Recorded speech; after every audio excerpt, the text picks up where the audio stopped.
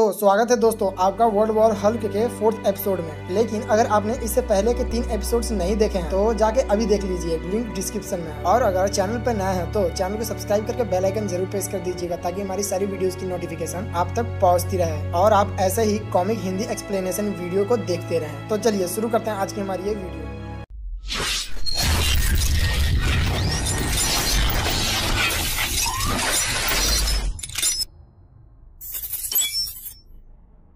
देखते हैं एक हेलीकॉप्टर जिसमें प्रेसिडेंट बैठकर हल्क के एरिना को देख रहे होते हैं। तब एक मिलिट्री ऑफिसर बताता है कि हालत इससे भी बुरा है क्योंकि डॉक्टर स्ट्रेंज ने एक डीमन को पोजेस किया हुआ है और उसकी पावर को यूज कर रहे हैं। तभी हम देखते हैं कि हीरोइन डॉक्टर स्ट्रेंज पर एक ब्लेड से अटैक करता है, लेकिन डॉक्टर स्ट्रेंज उसके ब्लेड को पकड़ लेता है और ब्लेड के साथ साथ डॉक्टर स्ट्रेंज हीरोइन के हाथ को भी टुकड़े टुकड़े कर देते हैं, जिसे देख कर वहाँ पे खड़े सभी लोग हैरान होते हैं। फिर अगले ही पल हल्क भी डॉक्टर स्ट्रेंज पर पीछे से अटैक करता है, लेकिन डॉक्टर स्ट्रेंज हल्क को हवा में पकड़ लेते हैं और एक पंच मारते हैं जिससे हल्क काफी दूर जाकर गिरता है। और हल्क के उठने से पहले डॉक्टर स्ट्रेंज फिर से हल्क पर अटैक कर देते हैं, जिसे देखकर हल्क को चीयर कर रहे लोग काफी हैरान होते हैं। तभी डॉक्टर स्ट्रेंज हल्क को काफी जोरदार किक मारते हैं, जिससे हल्क एक बिल्डिंग में जा गिरता है और बिल्डिंग टूटने लगती है और देखते ही देखते वहाँ पे खड़े सभी लोगों के ऊपर गिर जाती है, जिससे डॉक्टर स्ट्रेंज काफी घबरा जाते हैं और बोलते हैं बस लोगों को कुछ ना हुआ हो। और वो जल्दी जल्दी जाकर बिल्डिंग के मलबे को हटाते हैं और ये देख के हैरान हो जाते हैं कि हल्क ने उन सभी लोगों को बचा लिया था उस बिल्डिंग को अपने ऊपर गिरा के। और डॉक्टर स्ट्रेंज बोलते हैं कि माफ करना, इतने गुस्से और पावर को कंट्रोल करना मुश्किल है। तब हल्क बोलता है रुको मैं बताता हूँ इसे कैसे कंट्रोल करते हैं। और इतना बोलकर हल्क डॉक्टर स्ट्रेंज को एक जोरदार पंच मारता है, जिससे डॉक्टर स्ट्रेंज काफी दूर जाकर के फिर हल्क अपना दूसरा पंच मारने वाला होता है। तभी वहाँ पर रिक आ जाता है और बोलता है ये तुम क्या कर रहे हो? अभी तुमने एक हीरो की तरह लोगों की जान बचाई थी और तुम अब फिर विलन बन गए। तुम भूल गए हो कि तुमने मेरी जान बचाई थी। इसे सुनकर हल्क थोड़ा शांत होता है, लेकिन अगले ही पल वो डॉक्टर स्ट्रेंज को एक पंच मारता है और बोलता है तुम्हारी जान ब्रूस बैनर ने बचाई थी और इस वक्त वो मेरे अंदर है। और फिर हल्क मिक को डॉक्टर स्ट्रेंज के ऊपर ओबिडियन डिस्क लगाने को बोलता है। फिर हम देखते हैं हल्क के अरीना को, जहाँ पे सभी सुपर हीरोज खड़े होते हैं जिनके ऊपर ओबिडियन डिस्क लगा होता है। फिर हल्क एक बड़े से दरवाजे के सामने जाकर खड़ा होता है और बोलता है क्या तुम्हें पता है कि सकार प्लेनेट पर गिरने के बाद मेरे साथ क्या हुआ? इतना बोलकर हल्क वो दरवाजा खोल देता है, जिससे एक बड़ा सा मॉन्स्टर बाहर आता है और हल्क बोलता है सकार प्लेनेट पर गिरने के बाद मुझे ऐसे ही एक मॉन्स्टर से लड़वाया गया और अब तुम भी इससे लड़ोगे। तभी वो monster black bolt, iron man, doctor strange और रीड रिचर्ड पर हमला कर देता है, जिससे रीड रिचर्ड बच जाता है। और आयरन मैन बोलता है कि डॉक्टर स्ट्रेंज आप अपने मैजिक का यूज करिए, लेकिन डॉक्टर स्ट्रेंज बोलते हैं कि मेरा हाथ कुचल दिया गया है जिससे मैं अपने मैजिक को नहीं कर सकता। तभी वो मॉन्स्टर डॉक्टर स्ट्रेंज को पकड़ लेता है और